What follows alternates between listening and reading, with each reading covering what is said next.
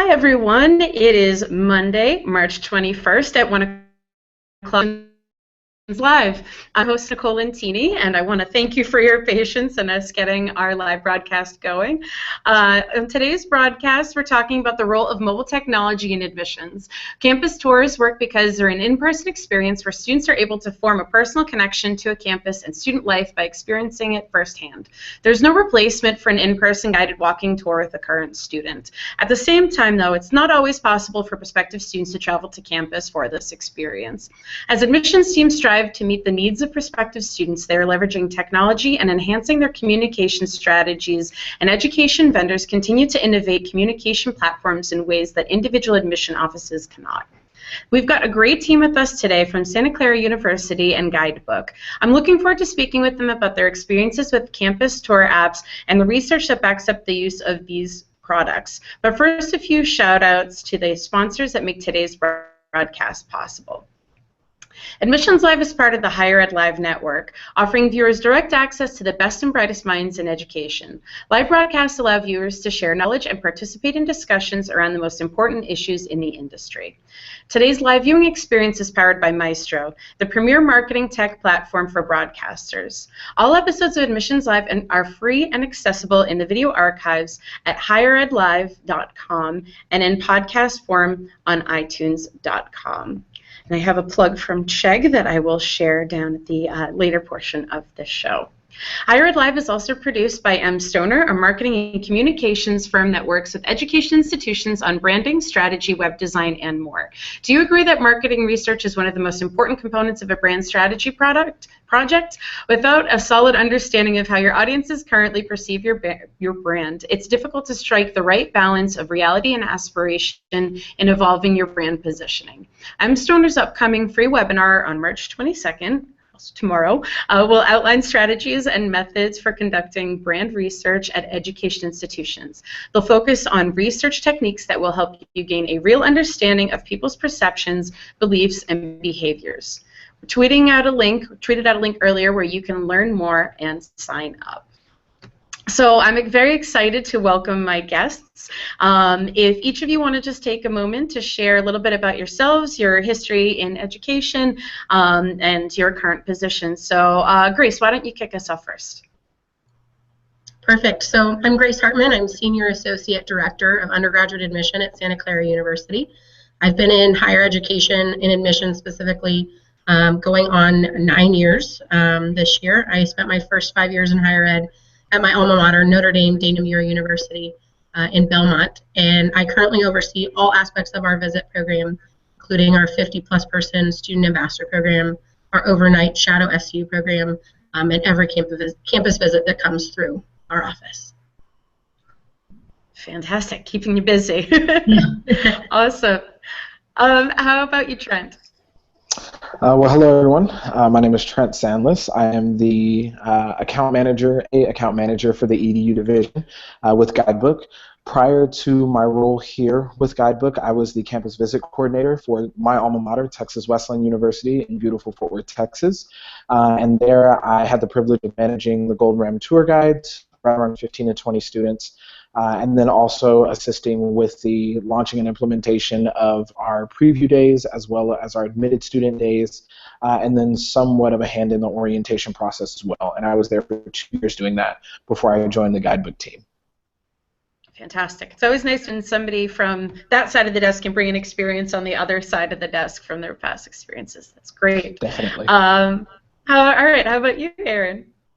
Hi everyone, my name is Aaron Ebert. I'm a product marketing manager here at Guidebook in San Francisco, California. So what that means is I get to interview a lot of our customers, learn about their needs, and then work on new products to meet those needs and to make their lives easier. Fantastic. Always nice to have our jobs be a little bit easier. So Grace, you know, since we're really talking about the tour and you clearly have a lot of experience with working with campus tours, just talk to us a little bit about, obviously most viewers know why the campus visit is special, but can you talk a little bit more about why it's so important? Yeah, absolutely. I think for us, the campus tour really gives prospective students the chance to see a student's experience on campus, Prospective students and applicants generally have done some sort of research via the website or Facebook, a college fair, the myriad of printed materials every university sends them. But being on campus, talking to someone who sort of lives and breathes the experience really helps connect prospective students to the university, which ultimately will allow them to sort of gauge their fit. I think in admissions, we always talk about fit on campus, and I think the campus tour really bridges the gap between the pretty pictures and the superlative language in our marketing to the real life experience, which you can't get from a website or from a printed document.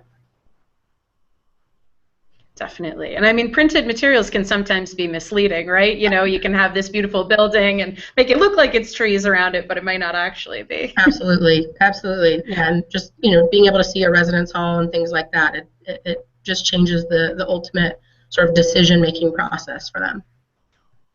Absolutely, and I'm glad that you mentioned fit. I think fit comes up in conversation a lot in some of the conversations we have here at Admissions Live, and I think what's great about the conversation we're having today is that it's not always possible for every student to make that visit to campus, and so you don't want to lose that sense of fit for students who can't make it all the way to our campuses. So Trent, can you speak a little bit to who we might be targeting with an app like this that can help support that campus tour? Yeah, certainly. There's going to be a few different markets that you can really focus on who will really benefit from this sort of technology. One is going to be that student population that comes on campus but never formally takes a tour. Every Office of Admissions, every campus visit program knows that we have individuals that come to campus on their own times. There are very few universities that are completely gated in. And so with that, you have students that can come on your campus at any point in time, especially during some of your athletic events or during holiday breaks when an office may be closed or not all residence halls are open or buildings are open over, say, Thanksgiving break or the Christmas holidays. So with that is a market which you are able to tap on. You also have to consider your non-traditional students. Non-traditional students make up a large population of those 20 million individuals that are going to college every year. And so with that, these are individuals who may not be able to come at 9 a.m. or 1 p.m. when you have those traditional tour times. And so this gives them the opportunity to come on campus and still get a quality experience, which you are able to control on the back end. So you're still able to convey that message. You're still able to make sure that they feel at home on your campus, even though they may not have the opportunity to formally meet with an Office of Admissions or a recruiter or any students on campus or things like that. You bring up such a great point. I mean, I think we don't always think about the fact that so many students might be crossing the different paths on our campus for so many reasons. I mean, you bring up some great points with sporting events, things like that, but I'm even thinking about conferences like Skills USA. Sometimes they're hosted on college campuses, and you're so right, there's so many opportunities that they're here. You want to be able to showcase your community to them, but you can't necessarily connect them with your trained student ambassadors that are here. Definitely. That's a really great point.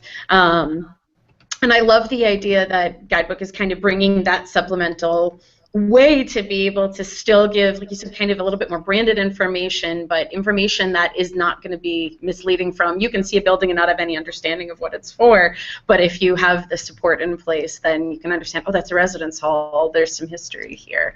I love that. Awesome. And Aaron, I know you've done a lot of research for Guidebook. Can you tell me more about some of the experiences and kind of the insights that you uncovered that might be insightful for this particular topic? Yeah, absolutely. So last year when we were looking into this project, I had the chance to interview about 10 different schools, kind of all different shapes and sizes, so some public, some private, some large, some small. And although each school has their own challenges and problems, we were able to pull away quite a few patterns that we saw that all went into kind of building this product. And I think the most important thing, which Grace spoke to already, is the student experience. So student tours and the ambassador, meeting with an ambassador and hearing their stories is like the #1 reason that students are deciding to go to a school. So while we didn't want to replace that in any way, We wanted to make sure that non-traditional students could still get that experience, because it's really hard to replicate that. And I think that some schools try their best using a paper map to kind of guide students around campus, but what happens is they're unable to envision themselves on that campus because they don't hear the student story, and it's hard for them to relate to it. I think on the same note, when they leave campus and later on they hear back from the university that they've been accepted, they don't have anything to take away and to really bring them back to what they were able to connect with on campus. And so I think that was another gap that we noticed, is there's some lack of a paper brochure being able to jog that memory of what I really liked about that campus and what made me feel like I could be a student there. I think the third thing, that we realize is all admissions offices want to increase the number of students that they get to come tour each year, and that's a really important metric to admissions offices. And a lot of students come on their own. They'll take a tour with a friend or a sibling, or perhaps they're unable to make that scheduled tour, and there's really no way to track those students and to reach back out to them to see if they need more information, to have an easy kind of call to action with them. So I think those three things were really kind of what we took away as the key patterns after talking to those schools. That's super helpful information to kind of have a context behind, because I work for an institution that at this point in time we do have that paper map, and I think it really does only tell a certain amount of the story. And I've heard time and time again that our student stories are some of the reasons our students end up enrolling here, and so I like that you're so forward thinking with the app and the way that can help support those student stories. I kind of did a little bit of digging about all of you, and one of the articles that you've put out there, you talk about the appeal to changing sensibilities, and I really like that idea of just thinking about, this is a generation that has, they've been attached to technology from the start, and thinking about, well, how can we be in that space? How can we be part of that technology when they're on our campuses and checking things out, and how can we kind of stick with them a little bit longer than maybe a paper map might for them? So thank you for sharing some of that research about it. Grace, what other limitations do you find you face with your admissions office? Has this technology helped? Are there still kind of things that you may find a gap with? Yeah, I think like a lot of universities, we've seen more and more applications every year, and that means more and more visitors, which Aaron sort of alluded to, that's every university's goal. Our staff size hasn't changed very much. So we really are utilizing tech and data and things like that to really sort of drive decisions and drive plans for the future. And I think for us, the lack of staff, we've increased our ambassador student staff, but still they're students first. So we're still limited on the number of tours and things like that we can offer and the number of days we can be open throughout the year. So utilizing the Guidebook Tour app, we had the paper app, the paper brochure as well, and so really being able to utilize that means that students who might be coming on our campus just for something like a debate tournament will still be able to tour campus and get a student sort of experience based out of it, instead of just going for the paper sort of brochure. And I mean, we're the Jesuit university here in the Silicon Valley, so really being able to embrace technology is important. We've had a virtual tour so that students from across the world could see campus, but I think this Guidebook Tour app is really going to allow students who might be visiting randomly on our campus to really, again, experience the student aspect of Santa Clara, which, like you mentioned, that's some of the reasons that students are choosing to enroll at the university. So I think that's where we're going to see the most sort of change, is the ability to not have to be here 24/7. And still give students an experience that they're looking for. I was actually going to ask that. Have you found so far in rolling this out that it's decreased the amount of maybe unique visit requests, the off traditional tour times, or have you seen a shift in those numbers at all? Yeah, we're definitely hoping to. It's still new. We just sort of rolled out in the last week and a half or so, and we're on spring break right now with Easter next weekend. I'm expecting that this weekend we'll see quite a few students utilizing it, and hopefully giving us their feedback that way. Being a university that has different holidays and are on the quarter system, so summer is different. it definitely will allow us to, yeah, to not have to sort of bend over backwards as much with tour requests. We do our best, but you know, the sheer number of visitors we have means that we can't make individual sort of tour requests happen all the time. So I think this will be a really great way to still give the Santa Clara experience without having to say no, which will be great. Absolutely. Well, and I think, you know, like you said, it's still fairly new, but I can foresee maybe some cool opportunities down the road where, you know, I think us as an institution, every now and then we see groups of 9th grade and 10th grade students that, and it's a larger high school group, that maybe there's space using some of these apps to be able to put together a very different visit experience that sort of fits in kind of the mindset you were speaking about earlier, Erin, about the or all of you were speaking about the non-traditional students.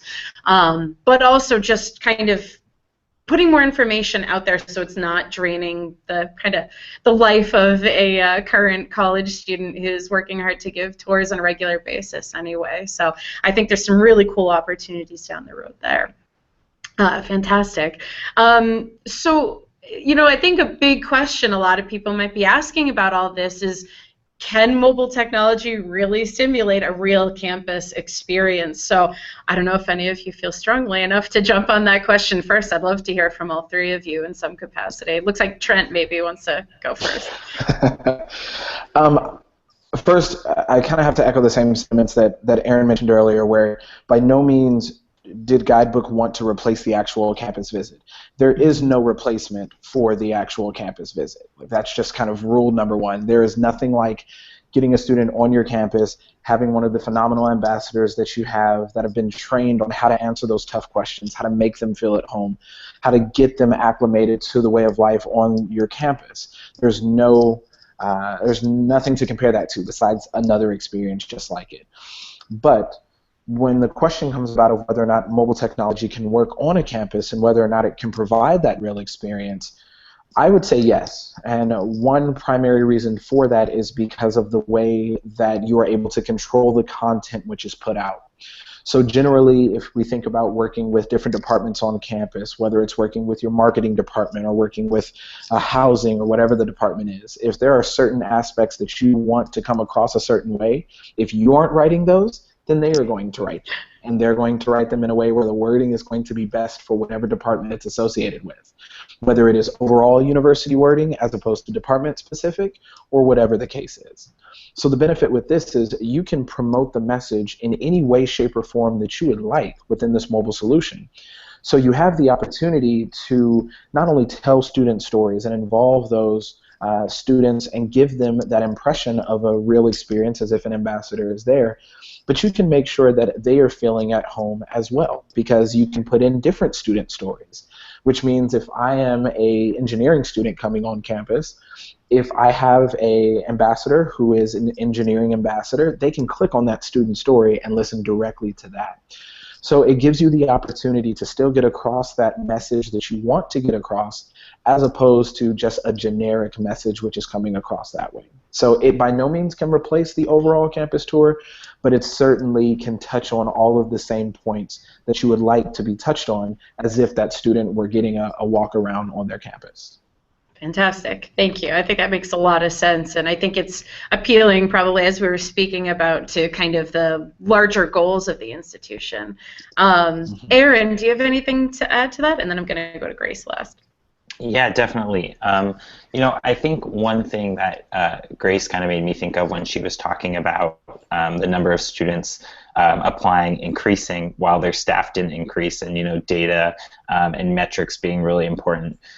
You know, at Guidebook, that's something we take pretty seriously is metrics and tracking all of the data of what's actually happening with apps that you might be using or technology that you might be using.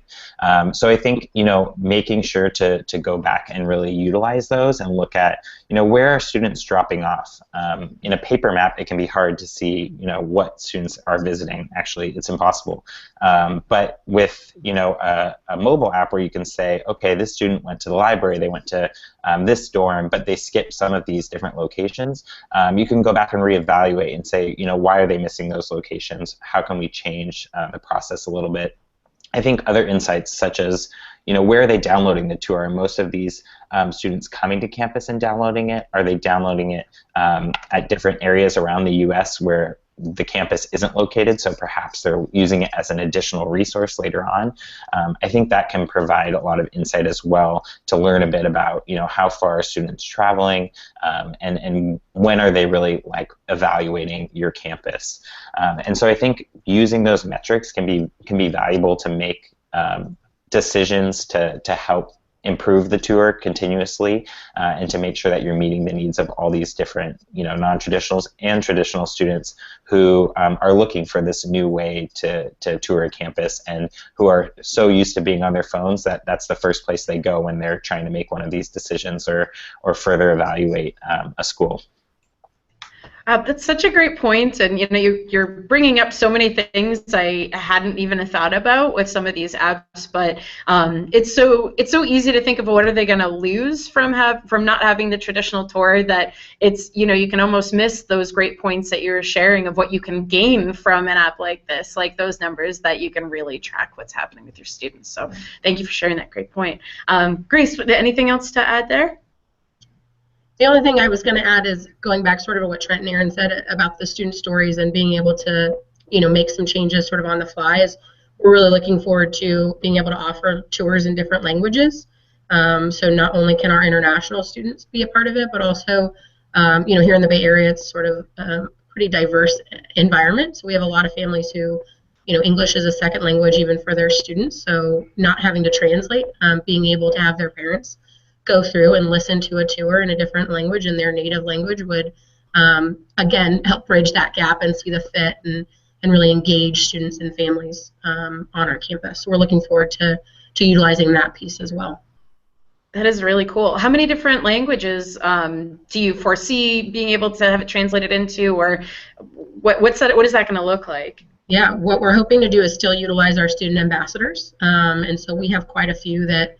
I have one student who speaks 4 languages, so trying to get her to record a few different ones while she's still on campus would be important to us. So, yeah, I think our first sort of order of business is Spanish, and then moving into different different dialects across the world.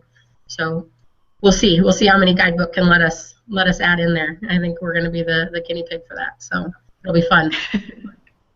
That's awesome. It's always an adventure and a lot of fun being the guinea pig for something. So I'm looking forward to seeing what you all do with that. That's great. It's really neat to just learn a little bit more about this, and I encourage our viewers, if you have any questions, please use the hashtag HigherEdLive. I see Guidebook is putting some really great tweets out there about some of the content we've been covering, but if you have any questions too, please let me know. I've got my Twitter feed right next to me ready to go if you do have any questions along the way.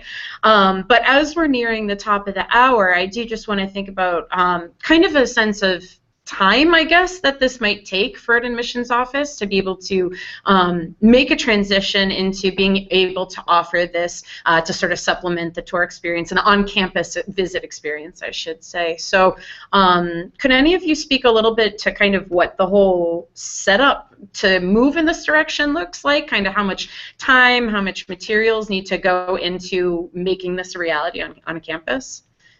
If anybody has a preference for speaking to that first. Otherwise, I'm going to pick someone. There you go. Yeah, go ahead, Grace.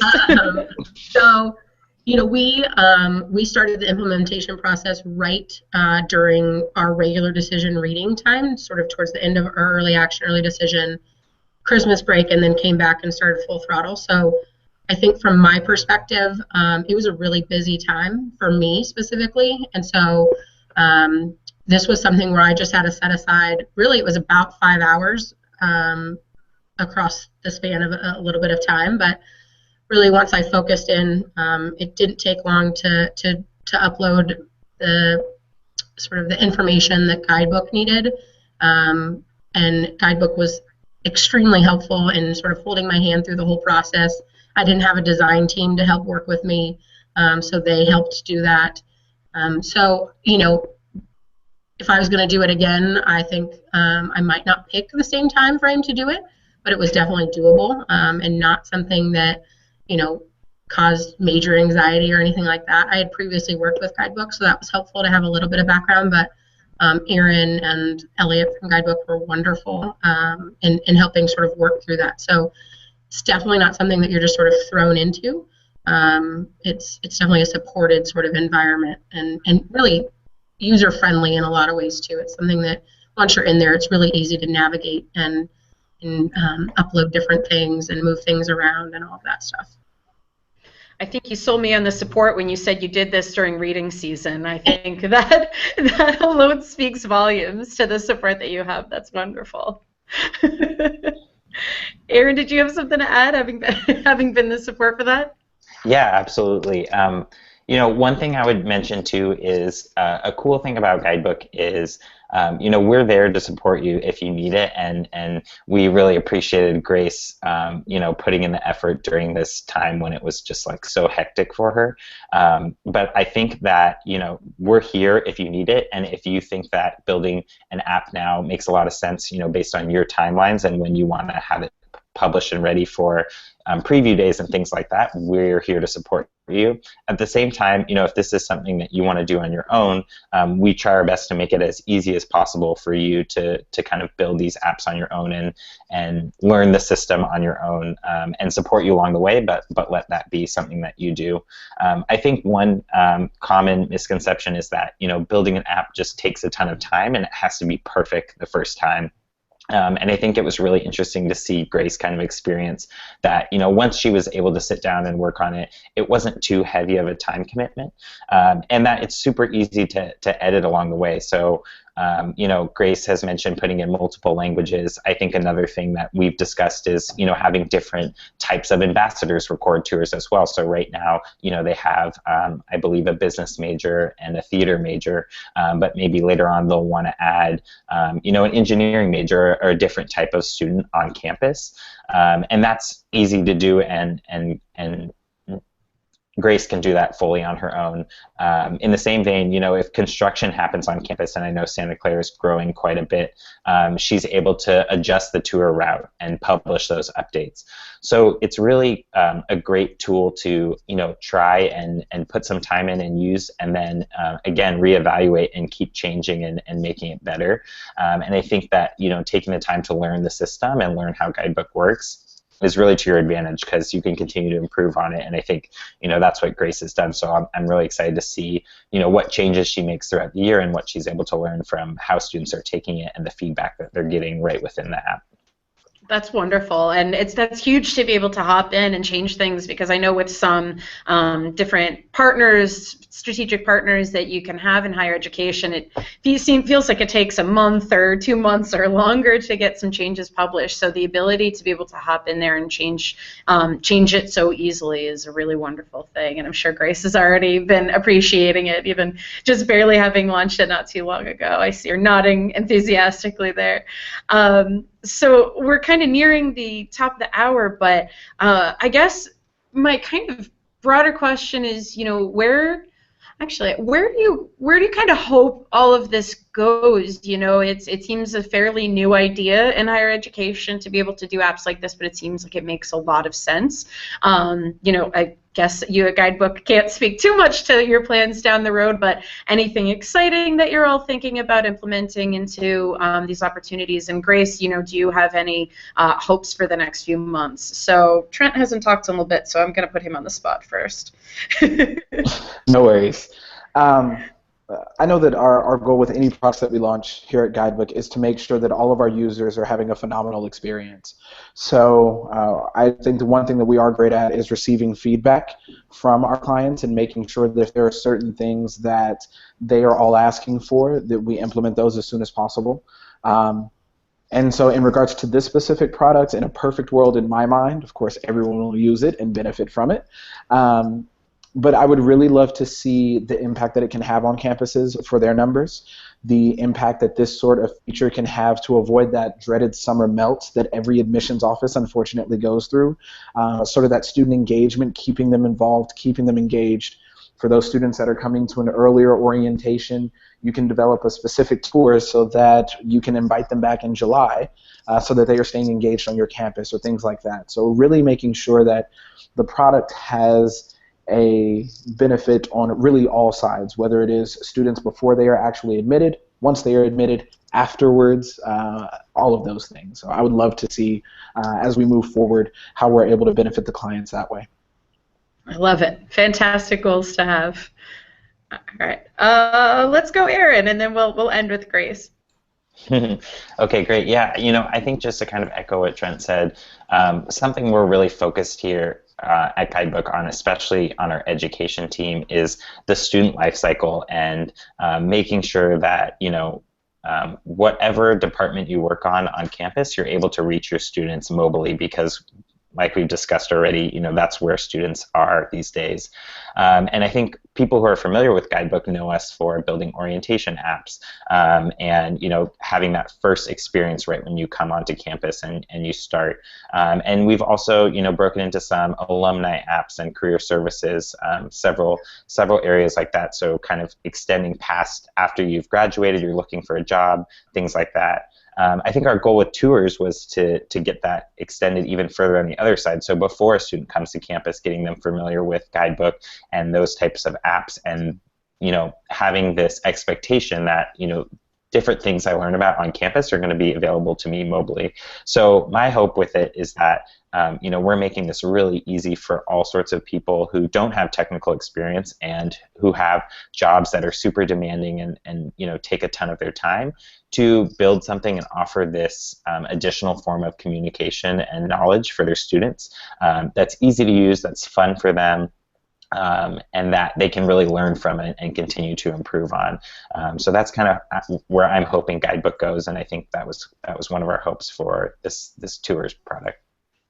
I love it. You've got great goals. And I will briefly say I've used Guidebook on a different side at conferences, and I love it. So I'm already sold with what you've already put together in other spaces. So I think it's really exciting what you've been putting together for this tour focus there at Guidebook.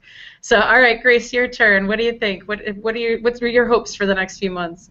Yeah, I think for us is having students use it and being able to come on campus and have a campus experience when we're not able to offer it to them. And to really, I think Aaron mentioned Guidebook uses some awesome metrics and has that available for us. So that's going to be something that I know I'm going to have to report to my dean and my vice president about. And so really, having students take the survey, being on campus, getting the campus experience, but also having some time to utilize everything that Guidebook offers, the tour app offers. So uploading more student stories, better sort of feeling out news that's happening on campus and getting that up on the app, and actually having some time to really fully flesh out the opportunities that the app's going to give us. I think I've sort of scratched the surface a little bit, and I'm really excited to dig a little bit deeper in and give students even more of a Santa Clara experience than they might without the app. So. Awesome. Well, I'm really excited. Hopefully, I'd love to maybe have you back on in a few months and see how things have been going and see if you've achieved some of those goals and have continued to add great things to it. So thank you all so much for being on. And Grace, I know you just muted yourself again, but I know Guidebook is at Guidebook. Grace, are you on Twitter at all? I am. It's just at Grace Hartman. Nice and easy, fantastic. So I just want to put out there to our viewers, if you have any questions for anybody who is on the show today, please feel free to reach out to them or myself, or you can use the Higher Ed Live hashtag, and we will make sure to respond to you. So thank you again to Aaron, Trent, and Grace for being on today's show, and thank you all for your patience too for us to get the show up and running. And thank you once again to our program sponsors. I didn't get to give the Chegg plug earlier, but I just wanted to share Chegg Enrollment Services connects colleges and universities with the nearly 80% of the college-bound students who are researching schools online. Chegg uses an online platform that includes over 10 of the most popular college search sites, helping you to save over 90% on the cost of traditional inquiry-generating methods. You can email outreach@chegg.com to schedule a free consultation. I wanted to make sure you all got that information. But thank you again, everybody, for being on the show. Thank you to our viewers. And I will see you again soon here on Higher Ed Live. Bye. Thanks.